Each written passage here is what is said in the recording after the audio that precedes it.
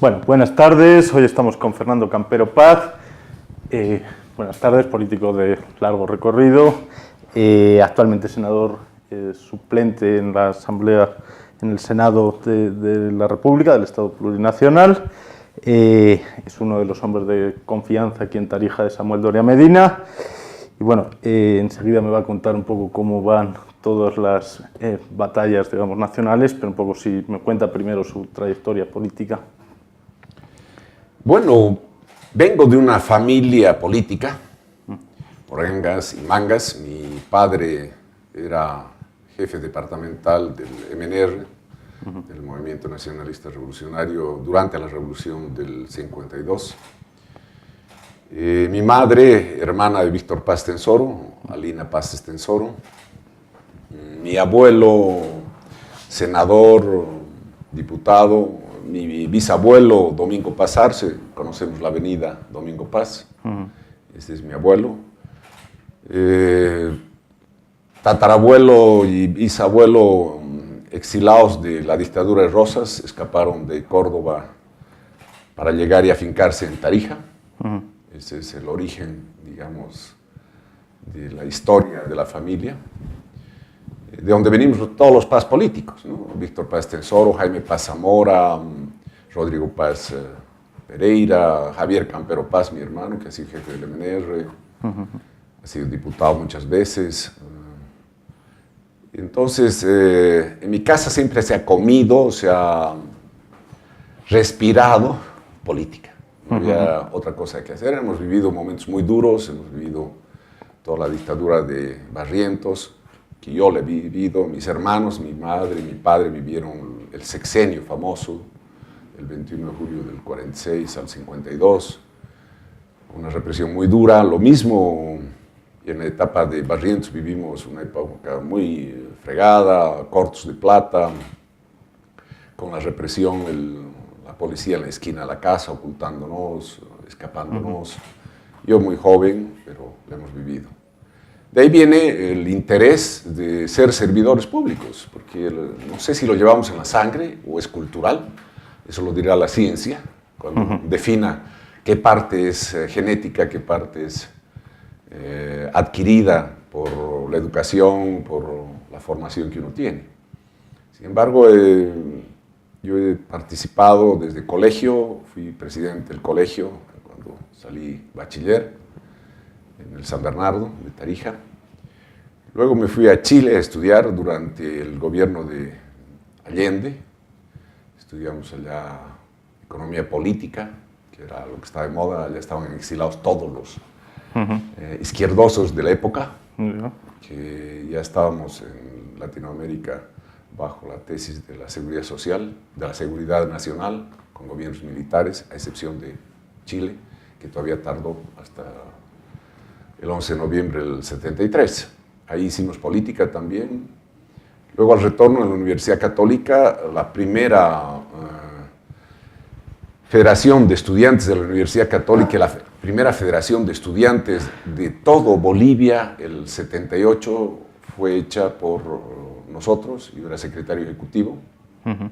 Cuando estaban prohibidas las asociaciones sindicales, durante la dictadura militar de Banzer, nos persiguieron, nos prohibieron, cerraron la universidad. El monseñor Prata, que era el rector de la época, debido a la elección que hicimos, no obstante la represión de la dictadura,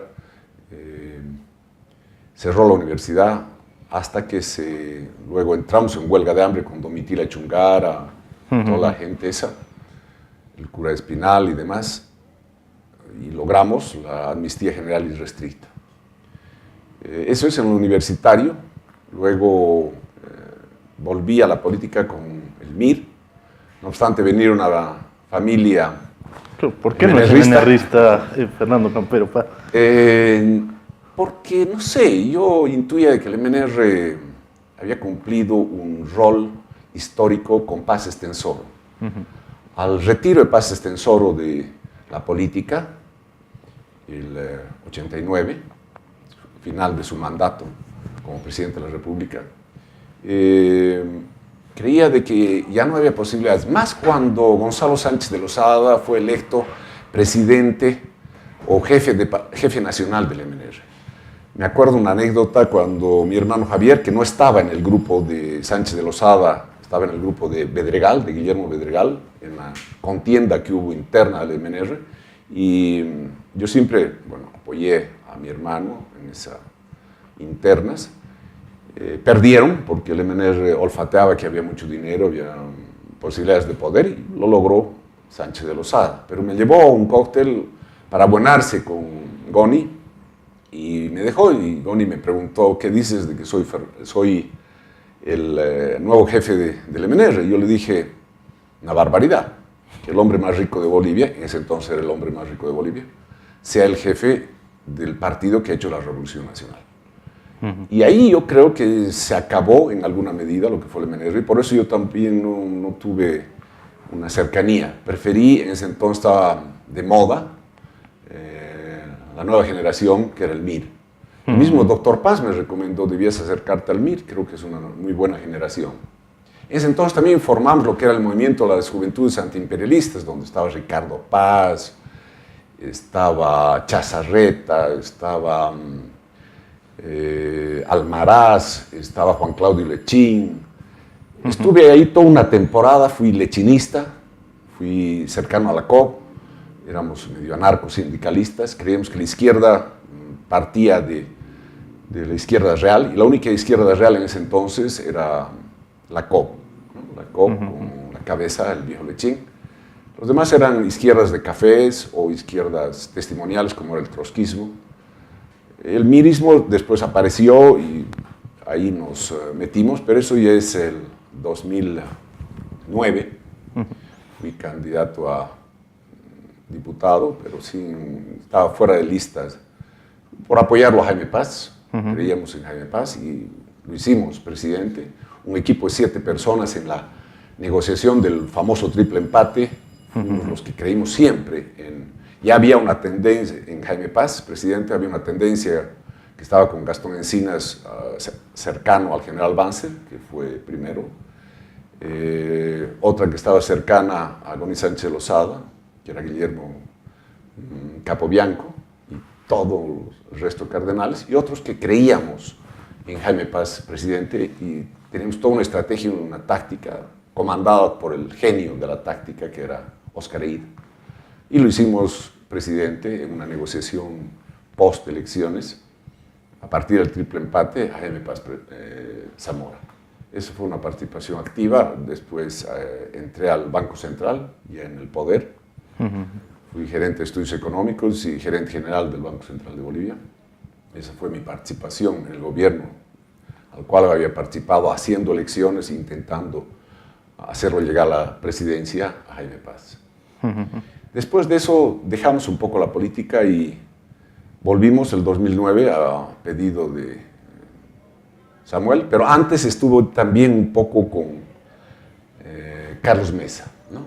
Carlos Mesa fuimos parte del War Room el 2014, en las elecciones del 2014, cuando él rechazó su ingreso a la candidatura, pero sí trabajamos con él, juntamente con Hugo San Martín, Ricardo Paz, Roberto Meloño, todo el equipo que ahora está. Yo tenía muy buena relación, me ofreció Carlos Mesa entonces ser parte del programa Pentágono. Salió el actual vicepresidente, García Linera, de Pentágono, y entré a reemplazarlo yo como analista político. Estuve 1 año y medio y después me traje PAT Tarija. Tuve 3 años con PAT Tarija, mientras 2 años estuvo Carlos Mesa, Mario Espinosa, los dueños, Jimena Torrico, todos ellos dueños de PAT. Y después entró Abdallah Dager, cuando vendió Carlos Mesa, y seguí 1 año más con PAT Tarija. Ese era mi vínculo con Carlos Mesa. Sigo teniendo muy buena amistad, sigue siendo un gran amigo. Y después ya Samuel me pidió venir a trabajar. En 2014 ahí entré a trabajar para la elección de Samuel. Organizamos Unidad Nacional, hicimos una asamblea grande de 107 que juraron de todo el departamento en el Club Social. entonces el 2013, en noviembre del 2013, y trabajamos para la campaña de la elección nacional 2014, donde Samuel sacó una muy buena posición de votos, 24,7% de la votación. Si no era la división de Tuto Quiroga, que sacó un 9%, se podía haber pasado el 30%.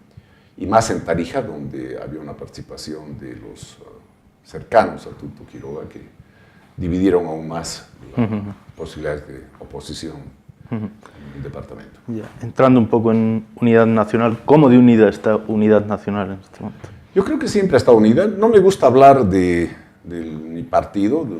Siempre hay problemas, todos los partidos tienen problemas.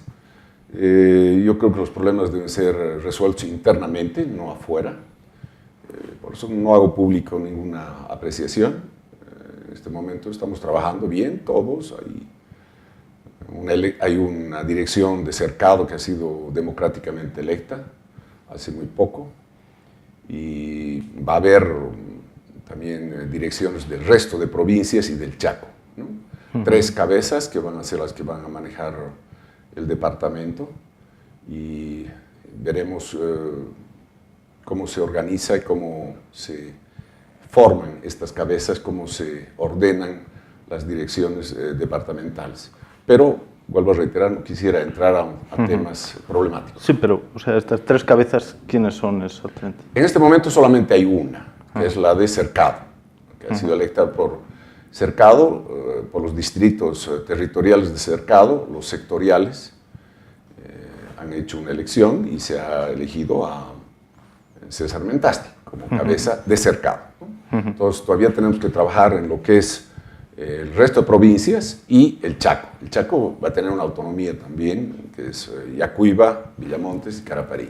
Y el resto de provincias va desde Bermejo hasta la zona alta, ¿no? También se va a generar una cabeza antes de las elecciones, supongo, primarias, y los 3 vamos a llevar adelante la elección nacional. ¿En qué momento está Unidad Nacional o cómo tiene planteado, digamos, la carrera hasta las elecciones de octubre de 2019? Unidad Nacional está detrás de la unidad. Siempre hemos sido los gestores de la unidad. El 2014 fuimos buscando el Frente Amplio, lo que quedó del Frente Amplio después, con UD, Unidad Demócrata.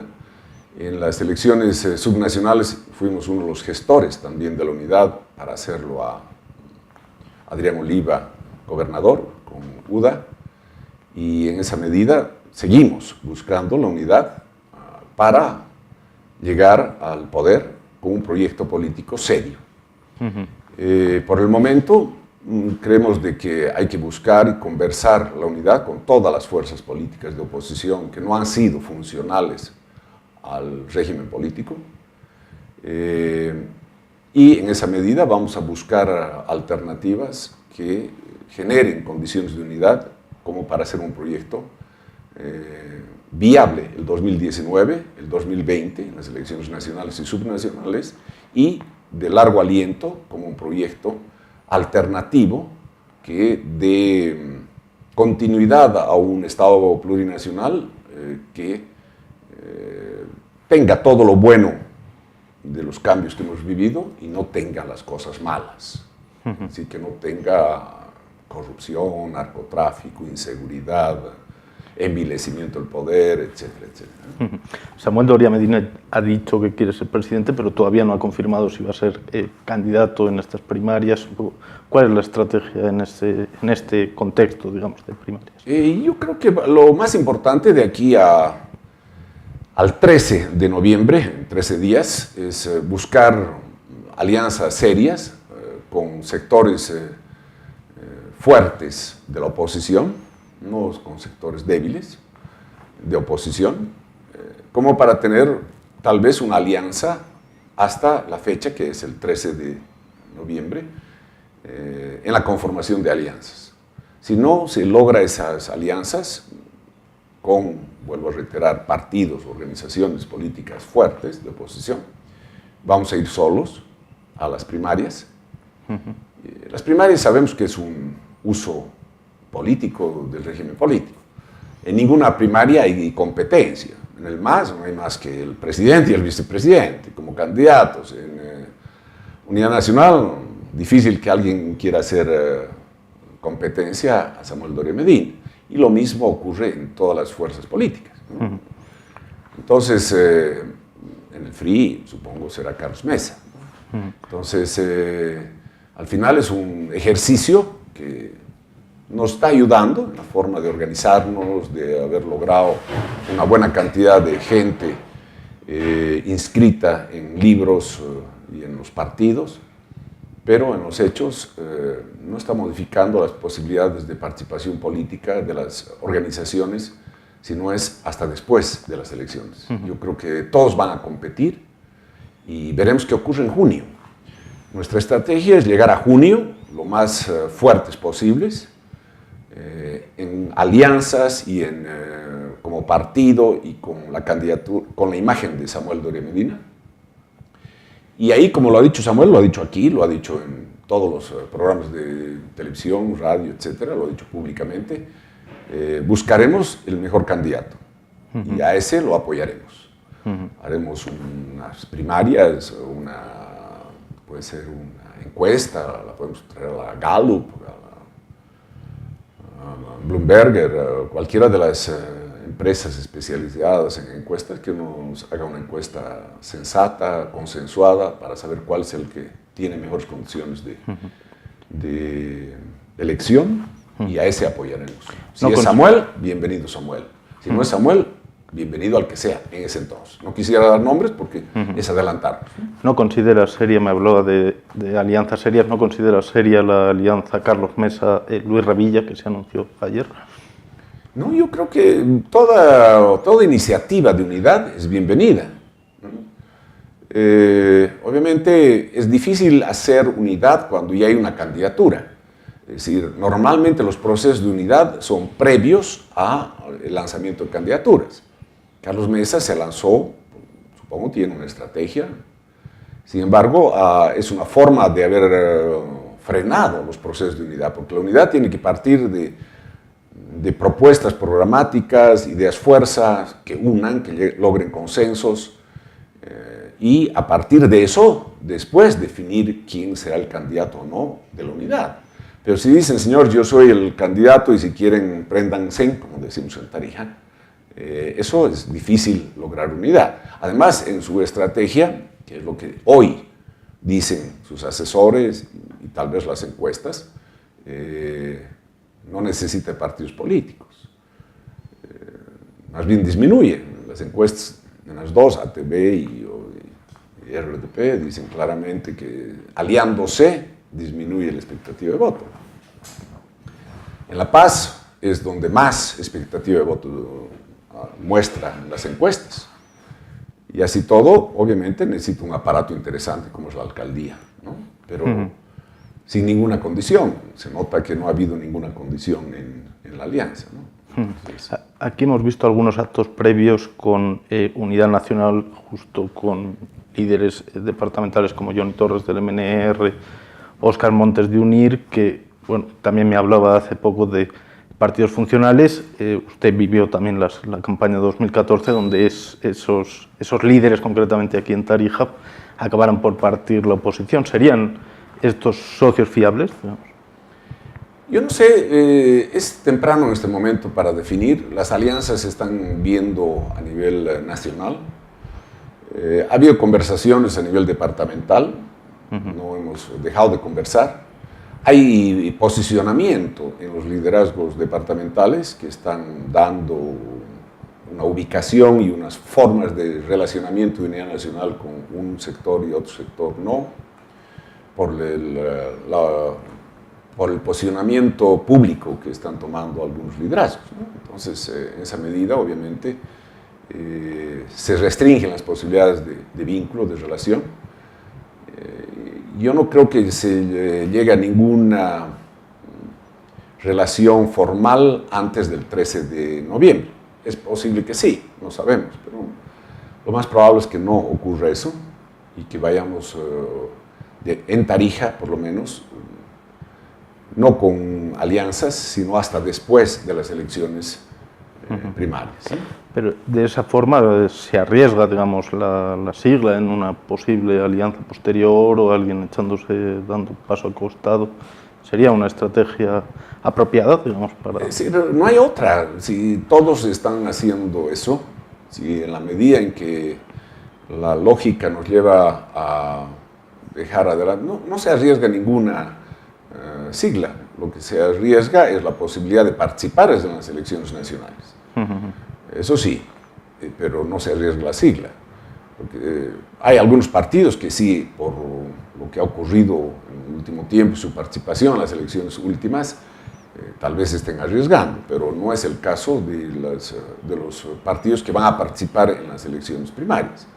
Después pueden retirar la elección primaria, después de la elección primaria, y no participar en la elección nacional. Y lograr formalmente una unidad, ¿no? O digamos, públicamente una unidad, que eso es lo que va a ocurrir en los hechos. Los tiempos en política son muy largos, ¿no? Un año de campaña entre primaria y la otra, estamos hoy día a 31, es un año a las próximas elecciones. Entonces, veremos qué pasa. Es decir, yo creo de que lo más importante es tener una elección primaria fuerte, demostrar presencia, demostrar votación. Somos el tercer partido con mayor cantidad de inscritos. Está el MAS, están los demócratas, centrados en Santa Cruz, obviamente, y está Unidad Nacional, que tiene una dispersión en todo el país, ¿no? El tercer, con mayor cantidad de libros e inscritos en el Tribunal Supremo Electoral. Entonces, veremos qué ocurre ya en la elección, porque de aquí al 13 es muy poco. Veremos si se dan las condiciones de lograr una alianza. Ojalá. Nosotros vamos a hacer todo lo posible para buscar alianzas, sobre todo nacionales, ¿no? Porque ya el tiempo es demasiado pequeño y no vale la pena estar llegando a alianzas regionales por el momento. Ya habrá el tiempo para más adelante, ¿no? Hablábamos antes precisamente de a quién le convienen estas primarias en este momento. Se habían pensado en un momento diferente, con una expectativa por el fallo del MAR, en fin, diferente para todos. ¿A quién le conviene ahora mismo estas primarias? Obviamente le conviene, es decir, analizaremos lo que es la ley. La ley de organizaciones políticas es una buena ley. Hemos trabajado todos. Yo creo que había un equipo interdisciplinario manejado por el Tribunal Supremo Electoral, donde estaba Carlos Hugo Molina, estaba el Fierro Ferrufino, estaba gente pensante, estaba Salvador Romero, gente pensante, y aquí hemos trabajado un seminario de 3 días, me acuerdo, en el Taco, duro y pareja, hemos hecho modificaciones que creíamos convenientes. Producto de toda esa reflexión surgió ese proyecto de ley. El único problema es el adelantar las elecciones primarias, que creemos de que son importantes, pero adelantarlas a esta elección, ese es el problema. El objetivo fue claro, el objetivo es claro del régimen político del partido gobierno, es quitar de la agenda política el 21F. Porque si se mantenía el 21F, llegábamos al 21 de febrero del 2019 con un 21F gigante, con una movilización muy grande en todas las calles, porque no es una movilización con una organización a través de las plataformas, los colectivos que hoy en día ya están disminuidos. ¿Por qué? Porque todo el mundo está en campaña, todo el mundo está en elección primaria. Y hasta las plataformas se han tenido que ir a uno o al otro y se están alineando. Pero ya el tema del 21F ha dejado de estar en la agenda política con la fuerza que debía haber seguido hasta el 21 de febrero.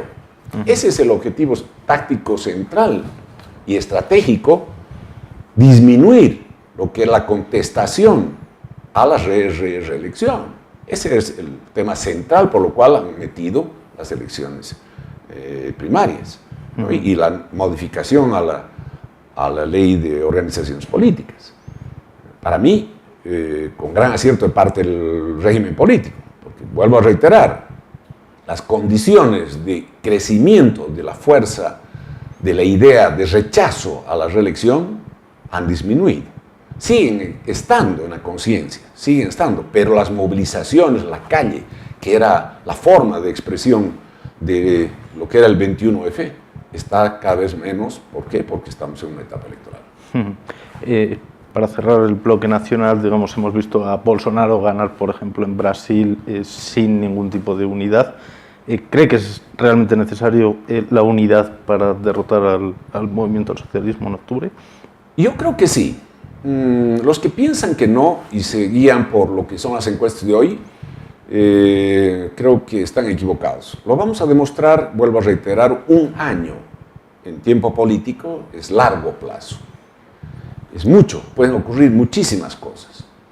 Y la única forma de lograr una alternativa, un proyecto político triunfador para el 2019-2020 y un proyecto político que pueda acceder al poder y mantenerse en el poder con alguna posibilidad de gestión eficiente de gobierno, solamente se va a hacer con la complementariedad que trae la unidad. Desde tener el dinero suficiente para hacer una campaña electoral, que es gigante la cantidad de dinero que se tiene, no nos olvidemos la logística que se necesita. Necesitamos por lo menos 1 o 2 delegados por mesa, en todas las mesas del país. Es la única forma de que no haya fraude. El sistema electoral es claro, el que tiene el acta tiene la legitimidad y legalidad de la votación de la mesa. Entonces necesitamos por lo menos 2 delegados que garanticen esa legalidad y ese recuento de votos y la logística de apoyo a esos 2 candidatos. Entonces eso es mucha gente, una logística gigante. ¿Para qué vamos a hablar de medios de comunicación, de propaganda, de redes sociales, etcétera, etcétera? Meetings. Entonces, para competir, al otro lado tenemos al régimen político, sin prejuicios, sin problemas, con un uso indiscriminado del aparato estatal. Entonces, con un asesoramiento, con recursos ilimitados, económicos, políticos, sociales. Entonces, la única forma es la complementariedad que trae la unidad. Sin esa complementariedad, no va a haber posibilidades. Y eso lo vamos a ir demostrando en el tiempo. Cuando lleguemos a junio, y ahí veamos quiénes están y cómo están, porque de aquí a junio es muchísimo tiempo, vuelvo a reiterar, en tiempos políticos, ahí veremos si es necesaria o no es necesaria la participación de los partidos políticos, de las organizaciones, de las estructuras orgánicas de los partidos que hacen a las elecciones. Bajando un poco al departamento, ¿cómo está el proyecto de unidad nacional? Usted me dirá seguramente que sí, pero parece que no acaba de despegar popularmente. ¿No será que le falta algo de conexión, digamos, de proyecto autonómico? No sé cómo está el proyecto de unidad nacional en Tarija. Yo creo que Unidad Nacional tiene liderazgos, se están formando, hay liderazgos que han venido formándose en los últimos años. Hemos crecido como partido, tenemos ya una presencia, hemos presentado una buena cantidad de libros, de inscritos en Tarija. Creemos de que, no sé si somos el primero o el segundo partido, después, a excepción del MAS, que ha presentado la mayor cantidad de inscritos. Eso nos hace con la capacidad de participar como partido. Tenemos un liderazgo fuerte nacional, en un momento en el cual los liderazgos nacionales son determinantes por las primarias. Nadie que no tenga liderazgo nacional puede participar si no es aliado, cercano. Pero los que no tienen partidos nacionales no tienen posibilidades de participar en la elección primaria. Y en esa medida hay una preselección de fuerzas políticas que ordena los espectros departamentales. No nos olvidemos eso. Y eso va a seguir de aquí hasta el 27 de octubre del próximo año, cuando se realicen las elecciones. Ese ordenamiento nos va a dar una muy buena posición como unidad nacional en lo que vaya a ser relaciones con los liderazgos y fuerzas departamentales. De aquí para adelante va a haber vamos a mantener las conversaciones, vamos a mantener las formas de búsqueda de consensos y de unidad en todos los liderazgos y fuerzas departamentales. Veremos cómo se van posicionando. Y hay algunos que han tomado una posición pública, otros no. Entonces, de acuerdo a eso, iremos también nosotros vinculándonos más o menos con esas formas. Sin embargo, yo creo que hay liderazgo departamental de Unidad Nacional, hay una nueva generación que está emergiendo con fuerza también. Esperemos de que continúe así, se amplíe a las provincias, se amplíe al Chaco y en esa medida tengamos una presencia en los 3 pilares territoriales de lo que es el departamento. Fueron parte de Unidad Departamental Autonomista, no se recuerda, digamos, una ruptura pública, aunque sí, bueno, su secretaria, digamos, sí salió, digamos, del gabinete, no se recuerda una ruptura pública. Sí hemos visto también algunos enganchones, digamos, en redes sociales con algunos miembros del gabinete. ¿Cómo está la relación con el gobernador Adrián Oliva? Siempre hemos tenido una muy buena relación, sin embargo, fuimos nosotros los que dejamos la participación en el gobierno departamental. El gobernador, al día siguiente de que subió al poder, ya no consideró que UDA podía sobrevivir a lo que era el poder. Sin embargo, nosotros participamos en el Estado departamental a través de nuestra secretaria y obviamente llegó un momento en que negociamos y hubo una oferta que se concretizó a través de la presencia de 2 secretarías. Teníamos para juramentarlos a las 11 de la mañana 2 secretarios en desarrollo humano.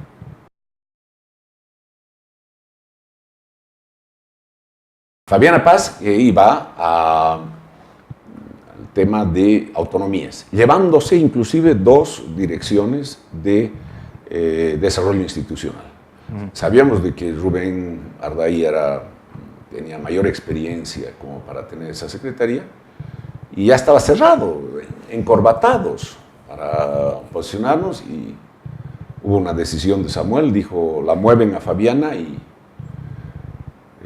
no salimos. Yo hablé con el gobernador y el gobernador dijo, obviamente no podemos hacer, ya está cerrado, ya estaba el decreto del gabinete firmado, etc. Eso a las 10 de la mañana, a las 11:30 teníamos que posicionar, entonces tuvimos que retirarnos. Y ahí entró Chino Edgar, que sigue en desarrollo humano, y en ese entonces Edwin Flores, que entró a lo que era autonomías. Entonces nos salimos nosotros, no es que hubo un rompimiento, ni mucho menos, ¿no? Desde ese entonces nunca se pudo volver y tuvimos conversaciones, pero mantuvimos una buena relación.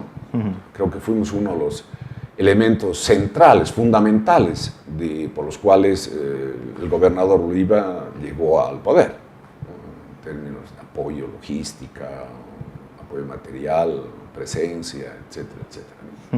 ¿Cómo valora la gestión, digamos, que está desarrollando el gobernador?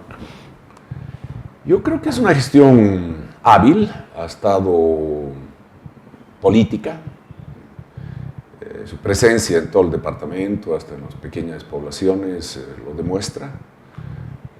Las encuestas dicen eso.